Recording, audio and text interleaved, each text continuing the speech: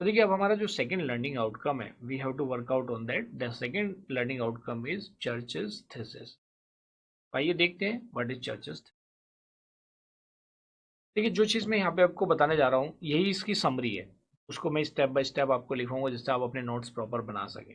लेकिन मैं आपको यहाँ पे एक चीज़ बताना चाहता हूँ कि ये जो चर्च थीसिस है इसका कॉन्सेप्ट बेसिकली है क्या।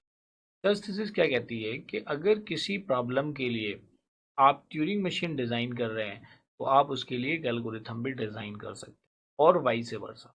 अगर आप किसी प्रॉब्लम के लिए ट्यूरिंग एल्गोरिथम डिज़ाइन कर पा रहे हैं, then you can also design the Turing machine for the same problem. So this was the thesis of churches. Church ने सिर्फ यही थीसिस दी है।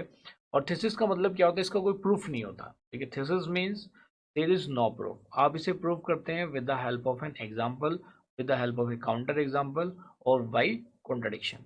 यही एक इसका तरीका होता है, यही इस थीसिस का मीनिंग होता है। तो ये देखते हैं चर्च थीसिस में अगर एग्जामिनेशन में आता है लिखने के लिए तो आप कैसे लिखेंगे।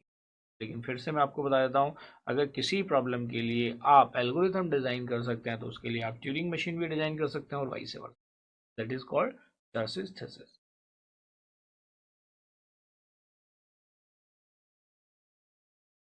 According to Alonzo Church, Alonzo Church was the scientist जिन्होंने अपने जिनके सरनेम के बेसिस पे इस एल्गोरिथम का नाम क्या रखा गया, चर्चिज थीसिस। देखिए जो पॉइंट मैंने आपको स्टार्टिंग में बताया था, a Turing machine can be treated as the most general computing system. Therefore, finding an algorithm for yes/no problem is equivalent to constructing a Turing machine which can execute the algorithm. तो जो मैंने आपको बताया था कि किसी problem के लिए अगर एल्गोरिथम डिजाइन कर सकते हैं तो उसके लिए ट्यूरिंग मशीन भी, और वाइस वर्सा। तो this is basically the Church is this.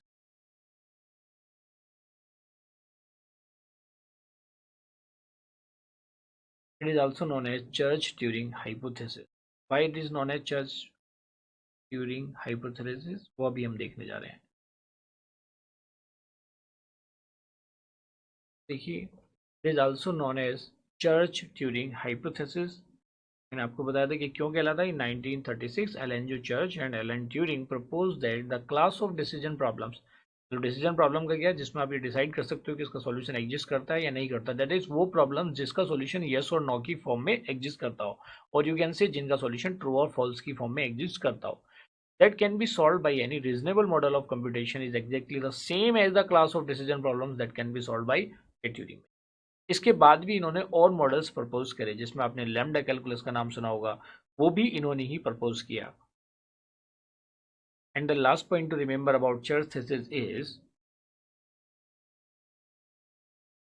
the importance of the church Turing hypothesis is that it allows us to consider computability results without any loss of generality।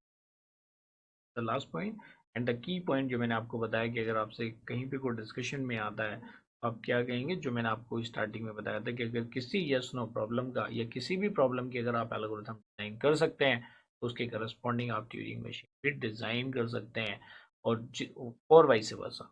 You need to remember this key points about Church's thesis.